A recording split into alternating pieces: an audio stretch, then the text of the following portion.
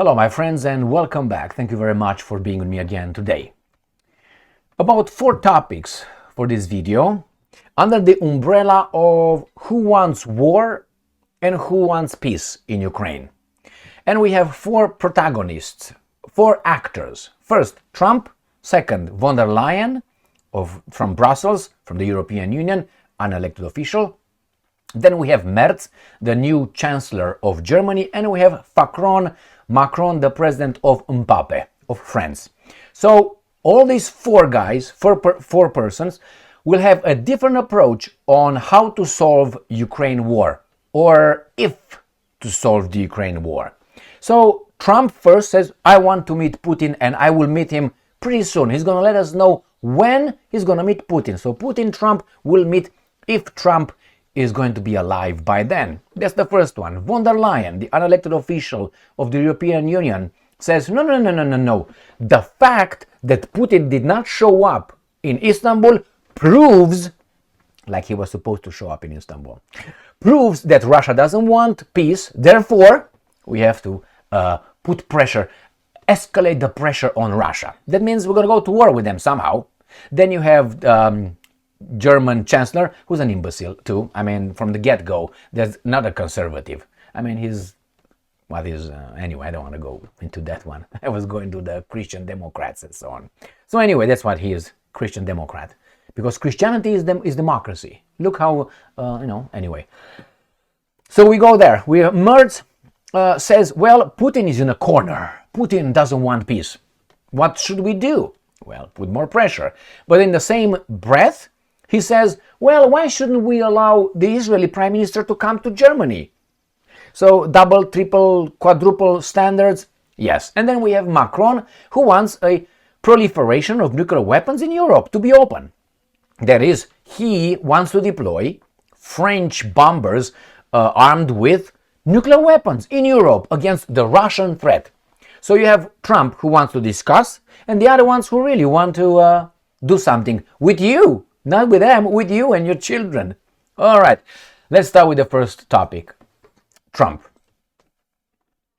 Russia Today, 16th of May, 2025. Trump wants to meet Putin as soon as it can be set up. So if this can be set up in a week, it's going to be in a week. The US president has suggested that the world could come much safer in 2 to 3 weeks. US President Donald Trump has confirmed he is ready to meet with the Russian counterpart, Vladimir Putin, as soon as it can be arranged, emphasizing the importance of resolving the conflict in Ukraine. Now, a little question. Why isn't any other leader in the Western world willing to meet Putin? Is that an order, or they're more moral than Trump? Why only Trump talks about I'm gonna meet with Putin, but nobody else dares to say, like the French president, well, you know what, I'm gonna go to Moscow and talk to Putin. Not even a phone call. Why is that? Do you think that the guys in Europe are a little bit more with moral right here? Do you think so? Isn't that strange that for less than 3 years, these guys stopped talking to Putin? Scholz spoke with him, 4 months ago before he was kicked out of the office, hoping to help with the electorate. But other than that, nobody. Why is that?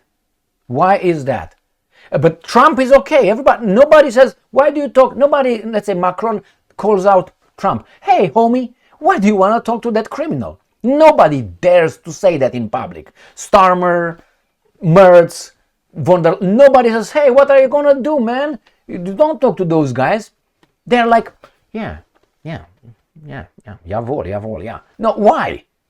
And none of these guys say, I would like, but I guarantee you, after Putin meets Trump, I guarantee you that the next day, you're going to hear all these brave Europeans saying, yes, I would like to call Putin and maybe schedule it's like someone pushed a button for these guys to go and talk. Until then, they make sure that their sponsors, the military industrial complex, the financial system, all these guys that profiteers are getting their contracts. After they're getting the contracts in time of war and in time of peace, we get ready for Russia to attack us. That's in peace. It's going to be the boogeyman over there. After they do this and they think they will reconstruct Ukraine, then they will say, oh, we can talk to Putin now. What's changed?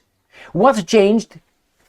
You'll see. I predict that after Putin meets with Trump, these guys in Europe will be all, yeah, why don't we talk to Putin, man? Why don't you talk to Putin? Because someone gave you the order. It's not okay, we don't talk to Putin, okay, because we decided he's bad. But Trump decided Putin, we can talk to him. All right, let's move on. Speaking to reporters in the United Arab Emirates on Friday, amid his Middle East tour, Trump was asked to comment on when he could meet with Putin. The US leader stated, it's time for us to just do it. But the thing is, you see, they say when, they don't say if and why. It's beyond that.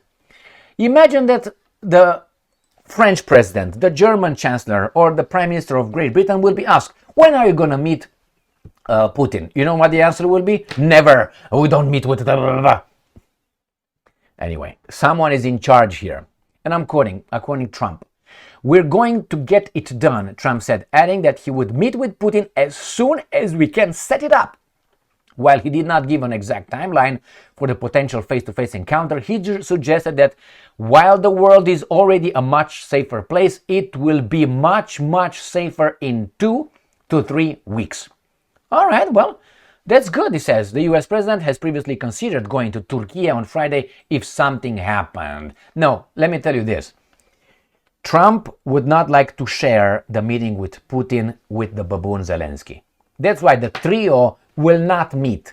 Zelensky is a 5th grader over there, is not a leader as everybody else is portraying him because the media wants to portray him as such. Trump and Putin will not meet with this guy. They both are going to consider him like, you're not worthy of our presence. You're over there, we'll let you know what we decided. You can be with Starmer, with all these guys. You can do that over there in the train. Train I ride, 16 coaches long. But in the meantime, let's go to the next one. Who can form? Actually, let's go to this one. Trump speaks on when he will meet with Putin. Again, this is from the Ukrainians. They report US President Trump is the same thing as the other one, but I wanted to bring not only from the Russians, I wanted to bring the news also from these guys. So it's always good the opponents to say the same thing. The same. We'll see what happens in Russia as soon as we can set it up. Correct. Now we go to the baboon right here. Ukrinform. Von der Leyen. Putin does not want peace. So we have to increase pressure because we are the victims, he's the aggressor, and we react to his aggression. You got it? So she said he doesn't want peace. But he's going to meet with Trump probably. They're negotiating. He institutes a ceasefire. But he doesn't want peace. Why? Because you don't want peace. You don't want. Why? Von der Leyen, before she landed with a parachute, I'm here, in the European Union Commission over there, the president, she was Germany's defense minister. You know what defense minister is? Banks, together with the military and together with Rheinmetall and others, to do what, and with the energy sector together. That's exactly what you need in a war. Resources, money, and idiots to fight. With what? With weapons. So yeah, he doesn't want peace. Shut the fuck up. Next one. Germany, Merz. Putin has put himself in the wrong. And you know what this imbecile's argument is? Oh, this is the face of courage. No, I'm sorry, but if this will be my dad, I will not come with him to school when you have, how do you call those, when you meet your parents and the teachers. Look at this guy. Now, he says that Putin put him in the wrong. Let's see what is his argument, correct? I mean, we still use the Greco-Roman logic here. I would say Greek. German Chancellor has criticized Russian President Vladimir Putin's absence from Istanbul talks. Ukraine President Volodymyr Zelensky has shown enormous goodwill with his trip to Turkey, he says. The one who is now putting himself in the wrong by not showing up is Putin. Let me tell you this. Was imbecile Merz. Was Putin supposed to be there? The answer is clearly no. So what are you talking about? Now remember, this is the president of a country. He's not, a doorman somewhere or a, dog catcher in the village in Montana or something. So he should be smart, because democracy tells us that the creme de la creme is voted over there to represent us. You're not going to vote for an imbecile to represent you. You vote for someone who's smart. Now, is that smart? No, he's actually lying. And he's making a connection that is not there. By not showing himself over there, he put himself in the wrong. He was not supposed to. It was not the right time. He doesn't show up when you say, when he says. That's the first one. And the second one, Zelensky showed a lot of goodwill. He knew Putin is not going to show up to meet with him. Remember, Merz is either an imbecile who doesn't understand what I said, that is, Putin did not say he's going to travel there once. He did not say once. Or the other one, he's a piece of shit. Because he knows exactly, but he says that. Which one is it, Deutschland, über niemals? What are you going to do? What are you going to do? He's either an imbecile or a liar. Which one is it? Or maybe both. How you want to look at it. So that's Merz. But in the same time, it tells, remember, Zelensky is Jewish. And here is Merz again at it. Merz, Israeli Prime Minister, the Jewish Prime Minister, Netanyahu, must be able to visit Germany. Why? Why? I tell you why. Germany is a signatory of the International Criminal Court of The Hague. Roman statute, whatever it is. So he has to abide by that, by the jurisdiction. That means if the International Criminal Court from The Hague, which I disagree with, just so you know, issues a arrest warrant for a person like Netanyahu, that person, if Netanyahu shows up in Germany, Germany has the obligation to arrest him, wrap him up, send him to The Hague, and have him in front of a court. That's how it works with a law, Merz. Again, Merz says, no, there's no reason. Of course there's a reason. Your country is bound, legally bound to the International Criminal Court. Remember when it was Putin supposedly, allegedly about to travel to BRICS meeting in South Africa to meet Ramaphosa and others? Not Merz, but Germany and others. South Africa must arrest Putin if he shows up today. You are a signatory. And now, again, when it was the Brazil G20 meeting, everybody, Lula da Silva, if you don't arrest Putin, Putin has an arrest warrant from ICC. Everybody was like, you need to arrest him. Yeah. And then Putin did not go over there, but then he went to Mongolia, which also is an ICC court signatory. Everybody was like, oh God, Mongolia, you have to arrest. And Mongolia said, go, bye. And then what happened to Hungary? Hungary is also a signatory of the ICC court memorandum, whatever you want to call it. And Mr. Netanyahu landed in Budapest. That means Orban was supposed to wrap him up, send him to The Hague, but he didn't. So he violated the statute. So, law? Don't. So that's why when I hear these guys are so, oh my God, must be able to visit. Yeah, he must be able to allow him to get in, and when he gets in, arrest him. Yeah, he must be I'm not against must be able. He must be able. Let him come in. The consequences will be. And now we go to the last baboon. The Telegraph. Macron open to deploying nuclear bombers across Europe. Fighter jets would send a strong message to Vladimir Putin, he says. This, I'm not going to claim anything, right there. And then we got this one from Deutsche Welle. Macron open to deploying French nuclear weapons in Europe. Do you remember? Oh, Macron is a Christian. And that's that the golden rule is don't do unto others what could be done unto you or something like this. Sorry for paraphrasing. Isn't that what it is?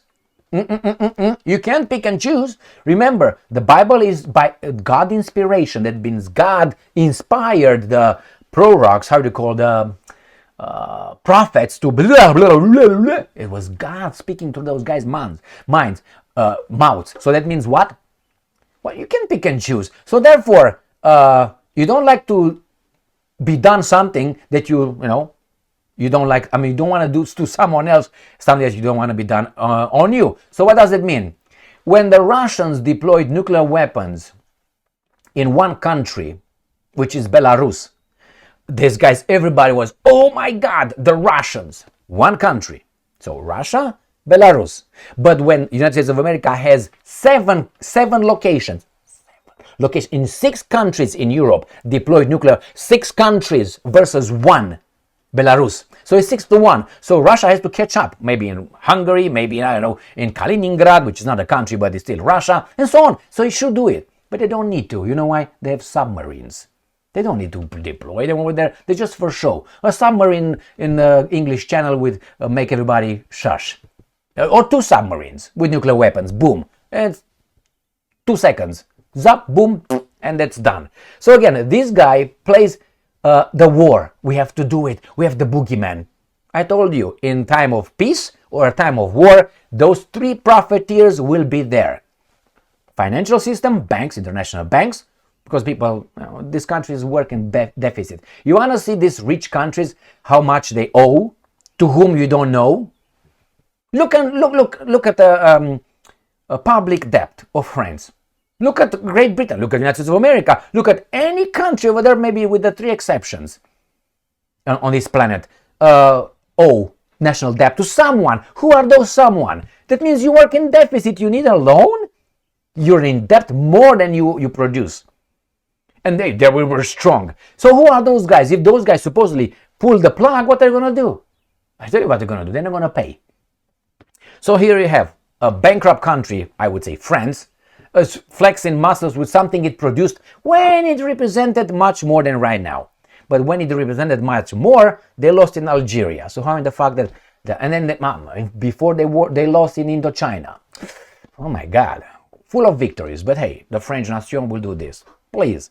Anyway, my point is this: Trump tries to make peace somehow. As of now, I don't know if this is still a game. I'm letting a little door, back door, over there open in case this is just a staged peace. I'm going to make peace. And the other one is, clearly the other ones don't want peace. And they always say, make a point, the Russian threat, they are the aggressors, they are the guys who initiated, they attacked Ukraine unprovoked. Question, what are the root causes? And they will say, Russia. Yeah, Russia could be the root cause because Russia exists as a strong country. That is the root cause. And then you have NATO, which is not the root cause, tries to protect us from the root cause. Therefore, NATO is not the root cause. Russia is the root cause. Why? Because it exists. Once Russia will be pop, everybody's going to be happy. No, because they're going to point to other boogeymen. These guys need enemies. The banking system, military industrial complex, and the energy industry, they need enemies. That's how they win. They need. Look at the United States of America's manufacturing sector. What do we produce? Mainly weapons. And how do you produce weapons? If you have danger in the world. If you have enemies, if you have wars. How wars start? Hey, crazy people attack unprovoked other countries. Thank you very much for being with me again today. Stay strong, stay smart, look for the truth, and be just.